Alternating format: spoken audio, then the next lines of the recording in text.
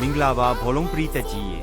မန်ချက်စတာယူနိုက်တက်အသင်းဟာ2026နှစ်ခုနှစ်ရာသီပရီးမီးယားလိအဖွင့်ပွဲစဉ်မှာဟာစီးတီးအသင်းကိုရင်ဆိုင်သွားဖို့ပြင်ဆင်နေပြီးနေပြမိုက်ကယ်ကာရီရဲ့လက်အောက်မှာပုံမအားကောင်းတဲ့လူစရင်းတစ်ခုကိုတိစောက်ဖို့စ조사နေပါတယ်။ကာရီဟာပြီးခဲ့တဲ့ရာသီဇန်နဝါရီလမှာယာယီနေပြဖြစ်တာဝန်ယူခဲ့ပြီးနောက်လီပွဲ10ခုနှစ်ပွဲမှာ10နှစ်ပွဲအနိုင်ရရှိက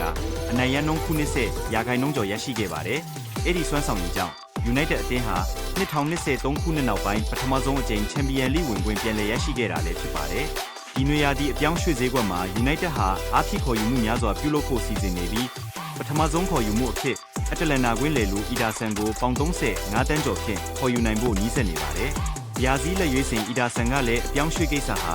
ပြီးလူနီးပါးဖြစ်နေပြီးလို့ဝန်ခံထားပါတယ်။ကက်စမီရိုထွက်ခွာသွားပြီးနောက်သူဟာယူနိုက်တက်ကွင်းလေရဲ့အဓိကကစားသမားတစ်ဦးဖြစ်လာဖို့မျှော်လင့်ခံထားရပါတယ်။ဒါအပြင်ယူနိုက်တက်ဟာဝက်စ်ဟမ်ကွင်းလေလူမာဒေအိုဖာနန်ဒက်စ်ကိုလည်းစိတ်ဝင်စားနေပါတယ်။ဒါပေမဲ့ပေါင်တန်း80ဝန်းကျင်တန်ကြေးသတ်မှတ်ထားတာကြောင့်အပြောင်းရွှေ့ကခက်ခဲနိုင်ပါတယ်။အကယ်၍ဖာနန်ဒက်စ်ကိုမခေါ်ယူနိုင်ခဲ့ရင်တော့ဒေါ်မုန်တင်းက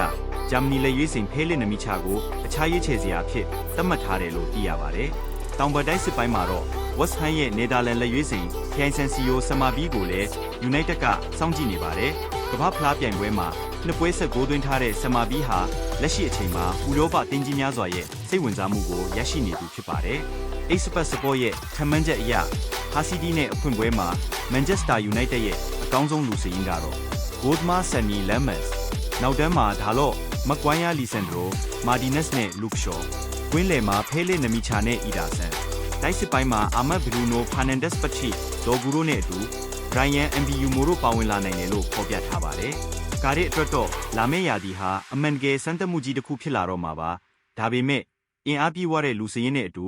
မန်ချက်စတာယူနိုက်တက်ကိုအောင်မြင်မှုလမ်းကြောင်းပေါ်ပြန်လည်ခေါ်ဆောင်နိုင်မလားဆိုတာစိတ်ဝင်စားစရာဖြစ်နေပါတယ်။နားဆင်ပေးကြတဲ့ဘောလုံးပရိသတ်ကြီးအားလုံးကိုကျေးဇူးအထူးတင်ရှိပါတယ်။နောက်ထပ်ဘောလုံးသတင်းသစ်များကိုဆက်လက်တင်ဆက်ပေးသွားမှာဖြစ်လို့ like and follow လုပ်ထားဖို့မမေ့ပါနဲ့ခင်ဗျာ။